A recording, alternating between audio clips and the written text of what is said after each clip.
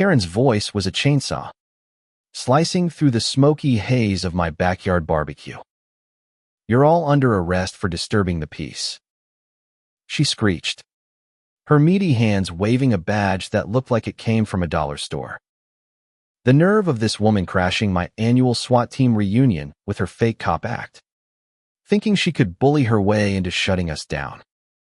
It was almost laughable, but the glint in her eyes told me she believed her own con. What she didn't know was that she'd just walked into a yard full of real heroes, and her little charade was about to implode. It was a perfect July evening in our quiet suburban cul-de-sac, the kind where the air smells of charred burgers and kids' laughter echoes from down the street. I'd spent weeks planning this barbecue, a rare chance for my old SWAT unit to reconnect, swap war stories, and let loose. There was Jake, my former partner, flipping ribs with the precision of a sniper. Maria, our tech genius, setting up a playlist that had everyone swaying. And me, Tom, the retired captain, cracking open a cold one while reminiscing about the old days. The vibe was golden until Karen waddled in. Karen lived 3 houses down, the kind of neighbor who'd call the cops on a lemonade stand for unlicensed commerce. She was a walking caricature, loud, entitled, and always itching for a fight. Her floral dress strained at the seams, and her face was perpetually twisted into a scowl, like she'd just smelled something foul. She'd been gunning for me ever since I refused to join her neighborhood watch, which she ran like a dictator. Apparently, our barbecue's laughter and classic rock were too much for her delicate sensibilities. "You people are a menace," she barked, storming through the gate with 2 men in tow. They wore ill-fitting police uniforms, badges glinting under the string lights. One was skinny, with a nervous twitch, and the other was burly, his guts spilling over his belt. They looked like they'd raided a costume shop, but Karen waved her badge like it was a royal decree. "This is an illegal gathering. I'm shutting it down." Jake lowered his tongs, his eyes narrowing. "Ma'am, you're on private property. Show me some real credentials, or get out."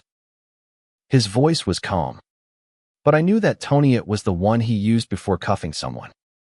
The rest of us and former SWAT members, plus a few spouses, paused, beers in hand, watching the scene unfold like a bad movie. Karen scoffed, her jowls quivering. "You think you can defy the law? I'm an officer of the peace, and I've got authority." She jabbed a finger at me. "Tom, you've been a thorn in my side for too long. Your little party ends now." Her fake cops nodded, though the skinny one looked like he'd rather be anywhere else. I stepped forward, keeping my cool. "Karen, you're not a cop. That badge is as real as your HOA presidency." A few chuckles rippled through the crowd, but Karen's face turned beet red. She wasn't used to being challenged, and it showed. She doubled down, shouting about noise ordinances and public safety, her voice climbing to a pitch that could shatter glass. Maria, ever the quick thinker, pulled out her phone and started recording. "Let's get this on video," she said loudly, aiming the camera at Karen. "For evidence." Karen froze for a split second, then lunged toward Maria, demanding she stop. That's when things got messy. The burly fake cop grabbed Maria's arm, and Jake was on him in a flash, twisting his wrist until he yelped and let go. "Don't touch her," Jake growled, his SWAT training kicking in. The backyard went quiet, the tension thick enough to choke on. Karen, undeterred, screamed about lawsuits and abusing an officer. But her confidence was cracking. I could see it in the way her eyes darted to her fake cops, who were clearly out of their depth. What Karen didn't know was that this wasn't just a barbecue. Half the people here had spent years busting real criminals, drug lords, hostage takers, you name it. We'd faced down AK-47s and bomb threats. A loudmouth with a fake badge didn't scare us. But we weren't looking for a fight. We just wanted her gone. Karen, I said, stepping closer. You've got 10 seconds to leave before I call the real police. I pulled out my phone, dialing my old friend Captain Ruiz, who was still on the force. Karen's eyes widened, but she didn't back down. Instead, she doubled down on her bluff, claiming she'd have us all arrested for assault.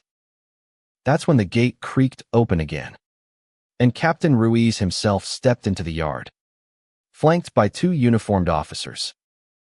Ruiz was a legend in our unit, a no-nonsense guy who'd seen it all. He took one look at Karen and her goons and raised an eyebrow. Tom, you didn't tell me the circus was in town. Karen's jaw dropped, but she recovered quickly, thrusting her badge at Ruiz. I'm an officer, and these people are breaking the law. She shrieked.